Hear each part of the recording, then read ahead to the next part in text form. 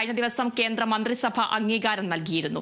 അതേസമയം ബില്ലിനെതിരെ പ്രതിഷേധം ശക്തമാക്കാനാണ് പ്രതിപക്ഷ തീരുമാനം.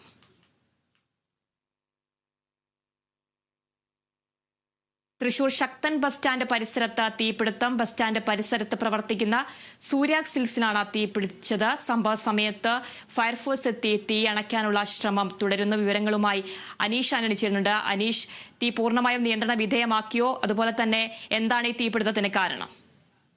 അതിനാൽ തീപിടുത്തം പൂർണ്ണമായി നിയന്ത്രണ വിധേയമാക്കി. തൃശ്ശൂരിൽ നിന്നുള്ള ഫയർഫോഴ്സ് എത്തി സമയോചിതമായി നടത്തിയ ഇടപെടലിലാണ് തീ വലിയ രീതിയിലുള്ള തീപിടുത്തത്തിലേക്ക് പോകാതെ തീ അണയ്ക്കാനായത്. ശക്തൻ നഗറിലുള്ള സൂര്യ സിൽക്സിലാണ് ഇത്തരത്തിൽ തീപിടുത്തമുണ്ടായത്. മൂന്നാമത്തെ നിലയിലെ പുറകിലുള്ള AC യൂണിറ്റിലാണ് തീപിടുത്തമുണ്ടായത്. തീ AC യൂണിറ്റിലേക്ക് പിടിച്ചതിനോടെ AC യൂണിറ്റിന്റെ വയറിങ്ങിന് ഉൾപ്പെടെ തീപിടുത്തമുണ്ടായി. ഇതോടെ കടയിലെ ജീവനക്കാർ ഉടൻ തൃശ്ശൂരിലെ ഫയർഫോഴ്സിനെ വിവരം അറിയിക്കുകയായിരുന്നു. ഫയർഫോഴ്സ് ഉടൻ സ്ഥലത്തെത്തി തീ മറ്റ് തുണികളിലേക്ക് വസ്ത്രങ്ങളിലേക്ക് പിടിക്കാതെ അതിനു മുന്നേ തന്നെ സംയോജിതമായി ഇടപെട്ട് തീ അണയ്ക്കുകയായിരുന്നു. തീ അണച്ചിട്ടും ഈ 3 നിലകളുള്ള ഈ കെട്ടിടത്തിൽ മുഴുവനും പുക കൊണ്ട് നിറഞ്ഞു. ഈ സമയത്ത് 100-ലധികം ജീവനക്കാർ ഈ സ്ഥാപനത്തിലുണ്ടായിരുന്നു. മാത്രമല്ല വസ്ത്രങ്ങൾ എടുക്കാൻ വന്ന കസ്റ്റമേഴ്സും വിവാഹ സംഘം ഉൾപ്പെടെയുള്ളവർ ഉണ്ടായിരുന്നു. ഇവരെല്ലാം കടയ്ക്ക് പുറത്തേക്ക് ഇറങ്ങി ഓടി. തീ അണച്ചെങ്കിലും ഏറെ നേരം 1 മണിക്കൂറോളം ഈ 3 നിലകളിൽ മുഴുവൻ പുക മയമായിരുന്നു. ശ്വസിക്കാൻ ഏറെ ബുദ്ധിമുട്ടുണ്ടായിരുന്നു. ഓക്സിജന്റെ സഹായത്തോടെയാണ് ഫയർഫോഴ്സ് അംഗങ്ങൾ ഈ സ്ഥാപനത്തിനുള്ളിലേക്ക് പ്രവേശിച്ച് തീ അണച്ചത്. 3-ാമത്തെ നിലയിൽ പ്രവർത്തിച്ചു വരുന്ന AC ഓൺ ആക്കിയതോടെയാണ് തീപിടുത്തമുണ്ടായത്.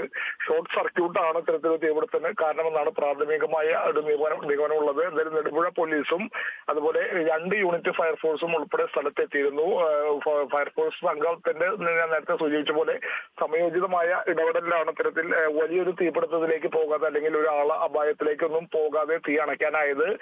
ഒടുവിൽ ബ്ലോവർ ഉപയോഗിച്ച് സ്ഥാപനത്തിനുള്ളിലെ പുക വലിച്ച് പുറത്തേക്ക് കളഞ്ഞാണ് സ്ഥാപനത്തിനുള്ളിലെ 3 നിലകളിലുമായിട്ടുള്ള പുക പുറത്തേക്ക് കളഞ്ഞത്.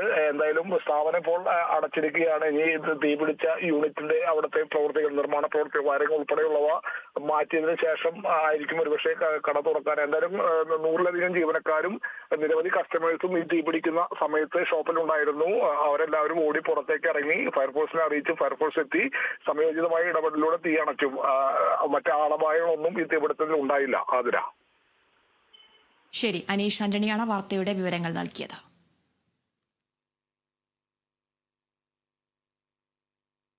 പത്തനംതിട്ട കൂടൽ മുറിഞ്ഞക്കല്ലിൽ ശബരിമല തീർത്ഥാടകരുടെ ബസ്സും കാറും കൂട്ടിയിടിച്ച് കാർ യാത്രികരായ ഒരു കുടുംബത്തിലെ 4 പേർ മരിച്ചു.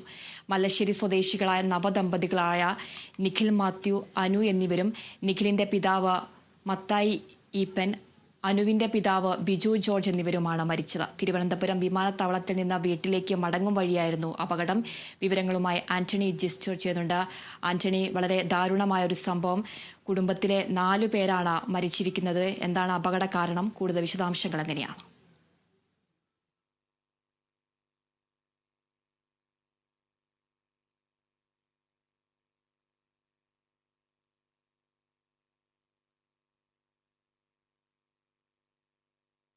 പത്തനംതിട്ട കൂടൽ മുറിഞ്ഞക്കല്ലിൽ ശബരിമല തീർത്ഥാടകരുടെ ബസ്സും കാറും കൂട്ടിയിടിച്ച് കാർ യാത്രികരായ ഒരു കുടുംബത്തിലെ 4 പേരാണ് മരിച്ചത്.